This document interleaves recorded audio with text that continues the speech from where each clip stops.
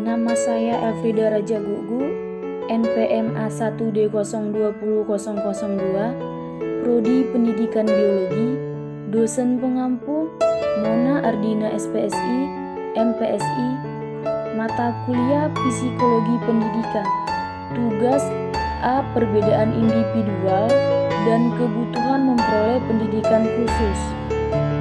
Perbedaan individual atau individual diferensi adalah perbedaan kemampuan kognitif, kepribadian, keterampilan fisik.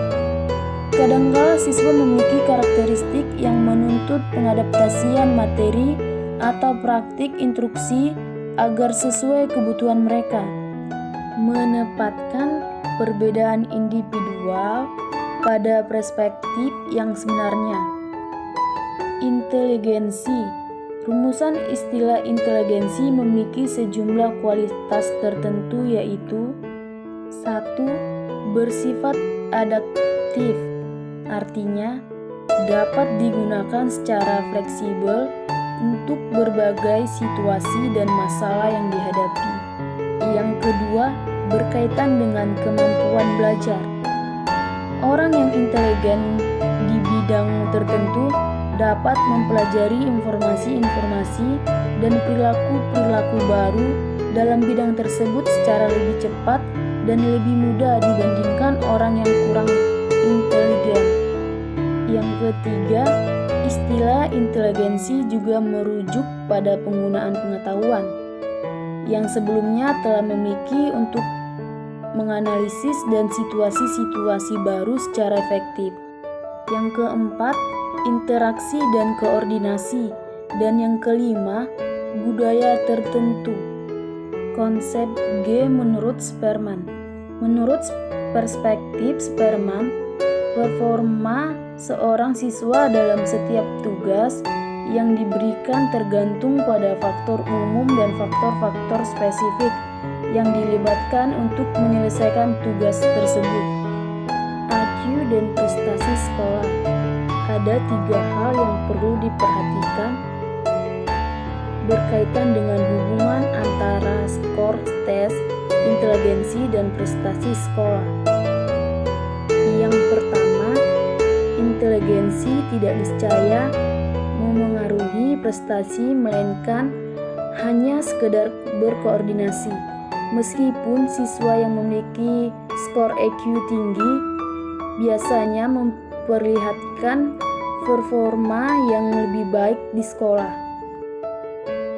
Yang kedua, hubungan antara skor-skor IQ dan prestasi tidaklah sempurna. Terdapat banyak perkecualian. Karena berbagai alasan, beberapa siswa yang memiliki skor IQ tinggi tidak memperlibatkan prestasi sekolah yang baik.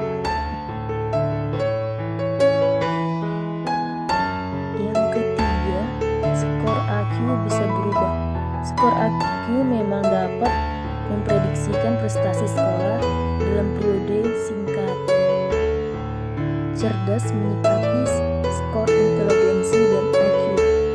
Berikut ini terdapat beberapa rekomendasi.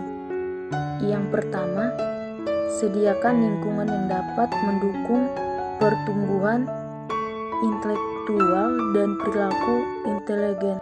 Yang kedua, anggaplah tes-tes inteligensi sebagai suatu bentuk pengukuran yang berguna namun tidak sempurna. Yang ketiga, gunakan pengukur-pengukuran yang lebih terfokus ketika Anda ingin menilai kemampuan spesifik. Yang keempat, carilah perilaku-perilaku yang memperlibatkan talenta yang luar biasa dalam konteks budaya siswa. Yang kelima, ingatlah bahwa terdapat banyak faktor yang juga mempengaruhi prestasi siswa di kelas. Gaya kognitif dan disposisi. Sebagai contoh, setidaknya terdapat 2 dimensi gaya kognitif yang memiliki dampak. Yang pertama, pemrosesan analitik versus pemrosesan holistik. Beberapa siswa cenderung memilih simulasi dan tugas-tugas baru ke dalam bagian-bagian atau pendekatan analisis. Yang kedua, belajar secara verbal versus belajar secara visual. Beberapa siswa tampaknya belajar lebih baik apabila informasi disajikan dalam bentuk kata-kata atau pelajaran verbal. Kesulitan belajar. Siswa yang mengalami kesulitan belajar merupakan suatu kategori yang paling banyak dialami siswa. Yang pertama, siswa mengalami hambatan yang signifikan dalam satu atau lebih proses kognitif tertentu. Hambatan-hambatan semacam itu sering berlangsung di sepanjang kehidupan seseorang dan diduga diakibatkan oleh difusi otak yang spesifik. Yang kedua, hambatan kognitif tidak dapat didistribusikan ke hambatan-hambatan lain seperti keterbelakangan mental. Siswa yang mengalami keterbelakangan mental memperlibatkan keterlambatan yang signifikan di sebagian besar aspek perkembangan kognitif dan sebaliknya, gangguan emosi dan perilaku.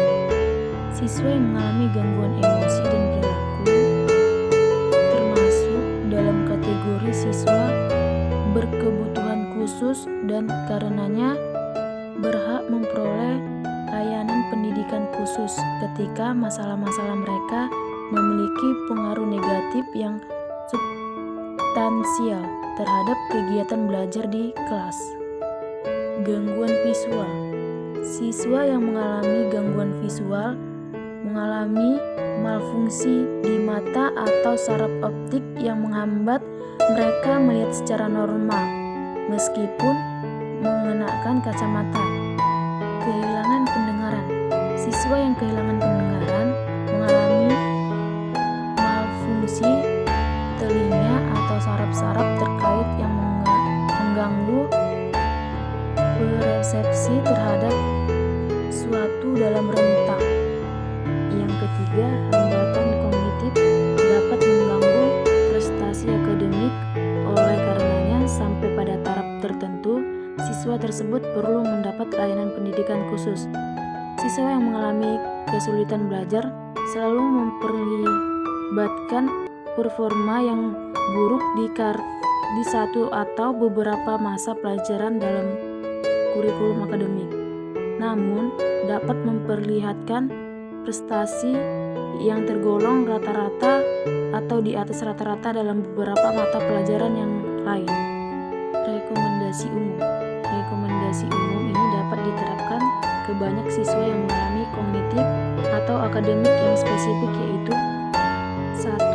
Berilah dorongan agar berhasil menyelesaikan tugas-tugas akademik.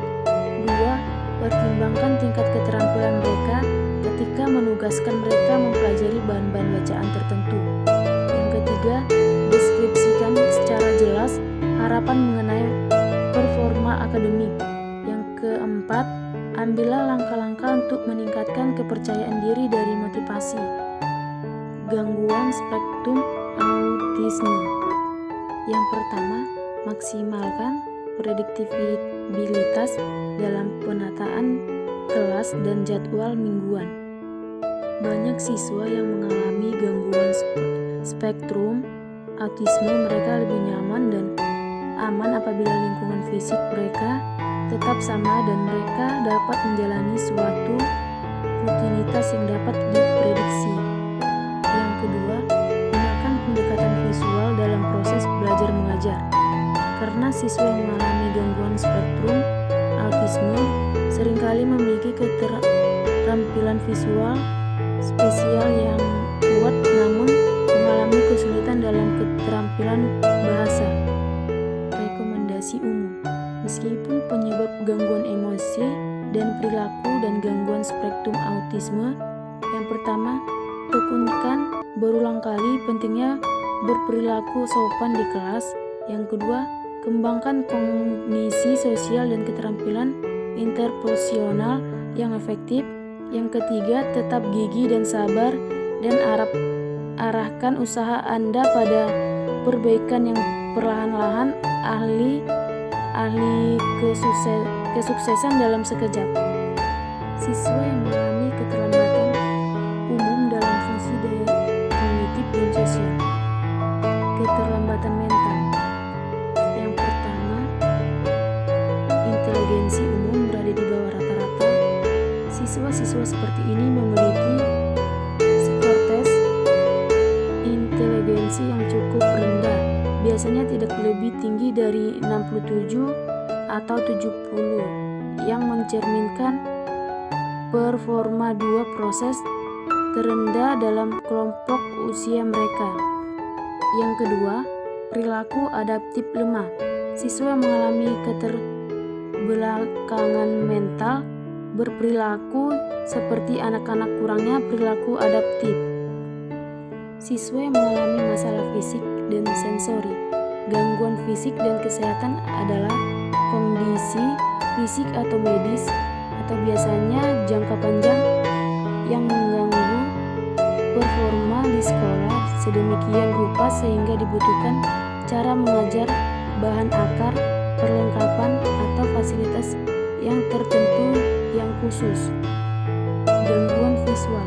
Siswa yang mengalami gangguan visual mengalami malfungsi di mata atau saraf optik yang menghambat mereka melihat secara normal meskipun siswa yang menggunakan kacamata. Kehilangan pendengaran. Siswa yang kehilangan pendengaran mengalami malfungsi telinga atau saraf-saraf terkait yang mengganggu perspektif terhadap suara dalam rentang frekuensi bicara orang normal. Siswa dengan perkembangan kognitif yang tinggi mempertimbangkan keberagaman ketika mengidentifikasi dan mengenai kebutuhan-kebutuhan khusus.